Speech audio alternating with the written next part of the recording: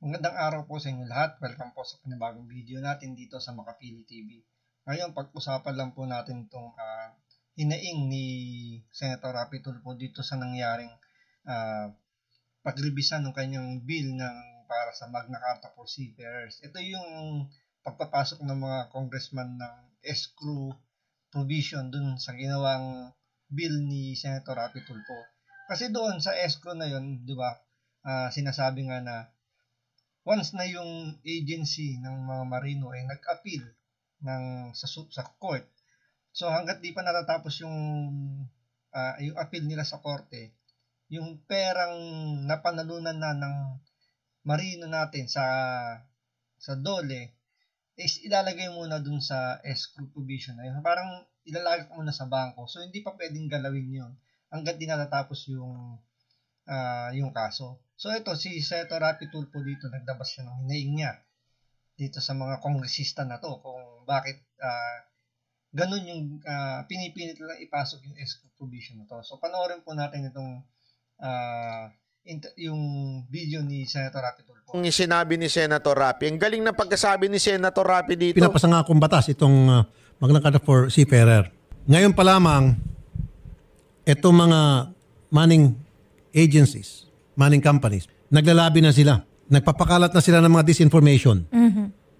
Nagpapakalat sila sa social media ng mga kung ano ng mga maling balita, maling impormasyon na para magugulo itong ipinapasa kong bill na Magna Carta for Seafarer. Tulad sa sitwasyon ni Sir, gusto nila lagyan ng escrow. Ano ibig sabihin ng escrow? Kapag nanalo si Sir sa NLRC, kasi sa present setup, once nanalo si Sir sa NLRC, agad-agad kailangan siyang bayaran. Opo. Final and executory. Halimbawa, sinabi, panalo si Sir ng $100,000 $100,000 ibibigay agad kay Sir yan. And halimbawa, sabihin ng agency, yung shipping company, mukhang mali ata yung pagka-diagnose sa kanya, mukhang sinobrahan na ata. So mag-appeal sila sa Court of Appeals. Pero hawak na ni Sir yung kanyang, yung kanyang claims, yung pera. And then after Court of Appeals, akit pa sa Supreme Court. There's that possibility, there's that little possibility na baka mananalo sila sa apila, ma-reverse. Then, obligado si Sir ibalik yung pera sang-ayon doon sa sinabi ng korte. Halimbawa, sinabi ng korte, hindi ka dapat $100,000 $50,000 ka lang dapat na sobrahan ng pagbigay sa iyo. So, ibabalik niya sa yung $50,000. I don't see any problem with that. Ang gusto nito mga manning agency, pag nanalo siya, final executory, sige, yung pera, halimbawa $100,000 ilalagay on escrow. Hindi maawakan ni Sir yan. Hanggat hindi matatapos yung kanilang appeal, na pwedeng umabot hanggang Supreme Court, na pwedeng umabot hanggang 10 years, 15 years. Dito na ngayon nagkakaroon tayo ng karanasan na merong mga claimant, land-based, yung mga domestic dito, na nanalo na, hindi nila natikman yung kanilang panalo dahil namatay. They were outlived by the process. Dahil umabot ng siyam-siyam, tumanda na. 15 years ago pa yung kanilang panalo, hindi nila ma-claim. Dahil nga, umakyat hanggang Supreme Court. Yun yung sinasabi ko, kaya hindi ako papayag. Yun ang nilalabi ngayon nitong mga manning companies. Nagpapakalat sila ngayon ng pera para kontrahin yung bill ko. At ito'y pinangako ko noon, over my dead body. Hindi ako papayag. Pakalat pa more kayo ng pera, pakalat pa more kayo ng mga disinformation. At sinasabi nila, noong 2020, kumuha sila ng isang data sa isang consultant firm. Itong isang manning agency na bumaba raw yung deployment, pagre-recruit ng mga foreign shipping lines, especially sa EU, European Union, ng mga Pilipino dahil nga sa present setup natin. Dahil pag nanalo, agad-agad binibigay, hindi pinapayagan magkaroon ng escrow. Ang hindi alam ng mga ungas, 2020, natural, bababa talaga yung deployment dahil COVID time yun. At ginamit naman yun ng mga ibang taga-media. At ginamit ng isang social media. Kita nyo, hinaharang talaga yung dito ni Senator Rapi Tulfo. Diba? Tulad yan, ginawa na ng misinformation dyan, di ba? Na o nga naman, nung time na yun is COVID time yun, natural, sino ba naman ang kukuha ng mga seafarers natin? Kahit naman sa ibang bansa, di ba? Lahat naman bumagsak ang kanilang pagkuha ng mga seafarers. Dahil nga COVID eh. So dito makikita mo talagang pinipilit nilang ipasok yung escrow provision kasi nga hindi natin alam kung ang purpose para gipitin lang. Pero tingin ko, hindi lang para gipitin eh. May source din dito ng corruption. Bakit?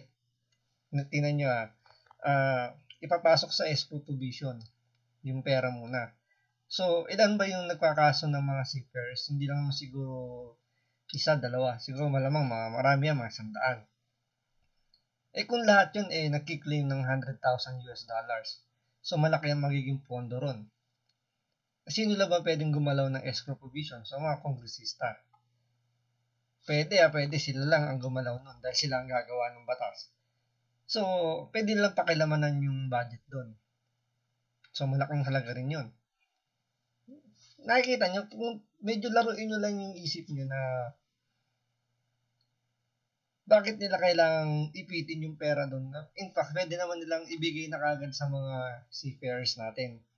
Pwede naman baguhin na lang yung batas na sabihin natin, okay, sige, pag nanalo ka na, tapos nag-appeal, pwede mo naman sabihin na, maglagay nila kayo na pwede nyo i-collateral para in case na bumaliktad yung hatol, meron kayong pwede ibalik na halaga. Diba? Wag na lang naman yung pwede ipitin nyo kagad yung pera na kailangan ng mga marino natin. Wag naman sanang ganun. Vlogger, Senator Rapi, kilala ko yung yung tinutukoy nyo eh. Magkano kaya binigay ng manning agency dun sa animal na yon? Kaya pala todo-todo ng banat sa inyo. Magkano kaya binigay? Hindi Kasi sabi ko nga sa inyo makinig kayo. Huwag kayong magpapaulol dyan sa mga influencer na binabanatan yung mga ganyan. Pag ang isang influencer binabanatan yung tao lang, naku po, delicate yan. Lalong-lalo na, kung kita nyo naman, isipin nyo to sabihin na natin, totoo naman to. Si Senator Rapi, maaaring baguhan sa Senado. May mga hindi siya alam na term. Alam mo yun, normal yun kasi nga bago. Pero in fairness naman, sa pinaglalaban niya, kitang-kita natin yung puso ng mama. Diba? Yung puso ng mama talaga para sa mga kababayan nating OFW. Kaya alam nyo ito dito ako isa sa bilib na bilib kay Senator Raffy Tulfo. Bakit kanyo? Hindi pa siya tumatakbo, kita ko na yung puso niya sa OFW. Maraming ganyan Pero noong nanalo na, iniwan na yung OFW. Si Senator Raffy hindi. Pinaglaban niya pa rin. Tinuloy-tuloy niya pa rin. At alam ko, sigurado ko, iano ko sa inyo yan, malaki ang mawawala sa mga ungas na mga agency. At sigurado ko, one way or another, sinubukan nilang lapitan si Senator Raffy dyan. Dahil alam na siya ang nagtutulak nito. Pero hindi nila nakana. Diba? Bakit? Nanindigan si Senator Raffy na talagang ipaglaban tong mga seafarers natin. In fairness totoo naman sinasabi ni Banat Bay dito. Talagang hindi iniwanan ni Senator Raffy Tulfo. Hindi pa siya senador. Sa wanted sa radyo pala sa program niya, marami ng mga natutulungan siyang OFW. Hanggang ngayon, may tinutulungan pa rin siyang OFW. Talagang hindi niya binitawan. So marami talagang mga politiko na gumamit sa mga OFW na ngayon tahimik na. Tulad yan sa mga kongresistang yan, sa mga party list na yan. Tulad yung, alam ko may party list para sa mga marino na yan Or may mga party list na tumutulong dapat sa mga OFW. Pero asan na sila ngayon dyan? Bakit hindi sila nag-iingay na hindi nila kontrahin tong nasa kongreso na nagpapasok ng escrow provision na yan? Diba? Asan na yung pagiging sinasabi ninyong para kayo sa mga OFW? Diba? Kaya ako, alam mo yun, maaaring may nakikita tayong parang roughness, ika nga. Roughness kay Senator Raffy in terms of approach niya sa Senate ngayon or may mga hindi siya alam na term. Okay lang yun. Term lang naman yan Natawa nga ako nung napanood ko yung yung sa TikTok, si Dolphy, sabi ni Dolphy. Ewan ko, napanood nyo yun dumaan sa feeds nyo. Inalimbawa niya doon yun yan, Japanese Prime Minister Baka mas magaling pa yung mga elementary natin mag-English. Pero tingnan mo yung bansa nila. Si Dolphy yun nagulat ako Isa sa mga niya yun, sinabi niya sa isang mga teleserye nila. Tayo, galing-galing natin mag-English. Tingnan mo itsura ng bansa natin. Hindi na sasabihin ko sa mga abugago na nagmamagaling dyan na sinasabing, ay, si Senator Rapi, mali-mali naman sa term. Okay na ako doon. Kung mali man yung term, pwede namang ayusin. Pwede namang itama. Pwede namang, alam mo yun, miscommunication lang. Di ba? May mga nagtatanong kasi niyan eh. Sabi nila. Tsaka sa ating mga mahihirap naman na kababayan natin, hindi na iniisip kung tama o mali yung ginagawa, yung mga term na sinasabi. As long as nakakatulong yung tao, okay na nga yun. Di ba? Hindi naman importante yung sobrang galing. Marami dyan sobrang galing. Pero anong naitulong? Wala. Isipin nyo, gaano nakatagal yung ibang kongresista dyan nakaupo? May naitulong ba sa inyo? Yung mga senador natin na matagal na rin nakaupo. Hindi lang ngayon na yung mga dati pa. Anong nagawa nila sa ating mga OFW? Diba? Ang gagaling, mag-English, yung mga term na hindi masyadong malalim. Dito okay na ako sa Senator Rapi Tulfo kahit hindi niya alam yung mga term, mali yung mga term niya. Pero as long as nakakatulong siya, bakit hindi? Suportahan natin, di ba? Hindi na importante kung hindi, siyempre, sabi nga ni Banat Bay, natural baguhan pa Natural yung mga term pa mismo, medyo hindi pa niya kabisado. Pero eventually, habang tumatagal, makukuha rin naman yan. Lahat naman nagkakamali. Yun lang, kailangan matuto lang tayong tumanggap ng pagkakamali. Hindi yung kagaya ng ibang mga vlogger na hindi marunong tumanggap ng pagkakamali.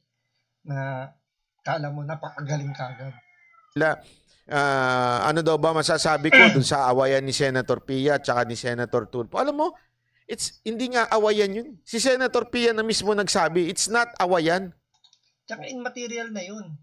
Normal lang naman sa Senado yung nagkakabalik-taktakan talaga ng mga kuro-kuro. Kasi, siyempre, magkaibang tao yan. Siyempre, magkaiba sila ng pananaw dyan sa mga issue-issue na yan. It's normal na pagdebatihan talaga. Yun talaga ang proseso ng Senado natin. Pagdebatihan nila yung mga issue para doon lumabas ko yung mga dapat gawin. Ngayon, kung yun ang magiging maganda kung maganda naman yung kalalabasan ng argumento na gano'n.